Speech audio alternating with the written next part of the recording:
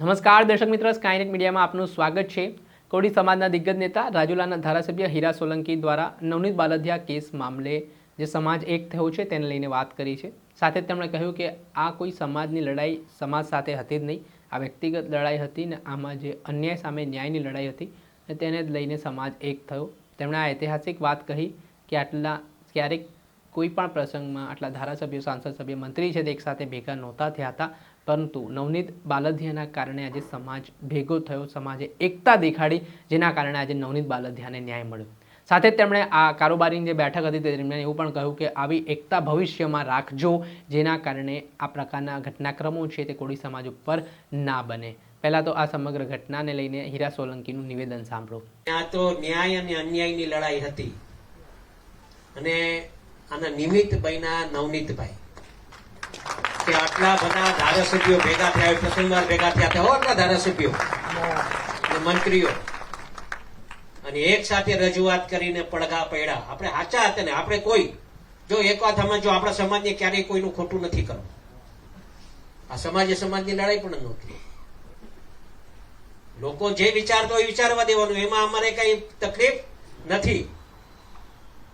પણ ભગવાન ના કરે ને ક્યારેય કોળી સમાજ પર ક્યાંક અન્યાય થાય તે જે રીતે હમણાં જે એકતા બતાવી ને એવી એકતા બતાવજો, એ અપેક્ષા તમારે કઈ અખિલ ભારતીય કોળી સમાજ ઈ કોઈ એક એવું સંગઠન નથી, આ વિચારો છે આપણા, અને આ વિચારો આખા ગુજરાતમાં કોળી સમાજ માટે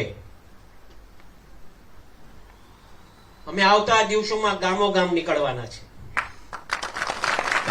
મેં ઘણા બધા સમાજનું હમણાં જોયું હશે, ઠાકોર સમાજે આખું સંમેલન એક બહુ મોટું કર્યું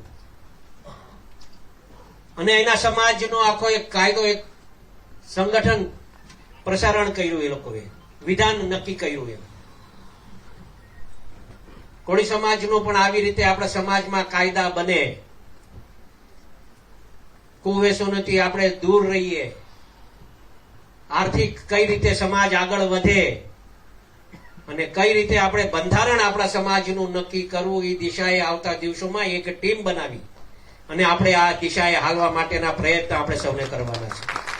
આપણે સાંભળ્યા આ હતા કોળી સમાજના દિગ્ગજ નેતા હીરા સોલંકી, જેઓએ બગદાણા બબાલમાં પહેલા દિવસે જ નવનીત બાલદિયાની જે હનુમંત હોસ્પિટલમાં મુલાકાત લીધી, ત્યારબાદ આ મામલે કોળી આગેવાનો મેદાને આવ્યા, એક બાદ એક મુલાકાતનો દોર ચાલ્યો અને ન્યાય માટેની જે આગ છે, જે ન્યાય માટેની માંગ છે તે પ્રબળ બની અને વાત આવેદનો સુધી પહોંચી, મુખ્યમંત્રી સુધી મામલો પહોંચ્યો અને ત્યારબાદ આ ઘટનામાં એસઆઈટીનું ગઠન થયું અને માયાભાઈ આહિરના પુત્ર જયરાજ આહિરની ધરપકડ કરવામાં આવી। ત્યારે જે ગંભીર આક્ષેપો નવનીત બાલદિયા સતત જયરાજ આહિર ઉપર લગાવી રહ્યા છે, ત્યારે આગામી દિવસોમાં શું તપાસમાં બહાર આવે છે તે જોવું રહ્યું। દર્શક મિત્રો, આવા જ વિડીયો જોવા માટે સ્કાયનેટ મીડિયા જોતા રહો।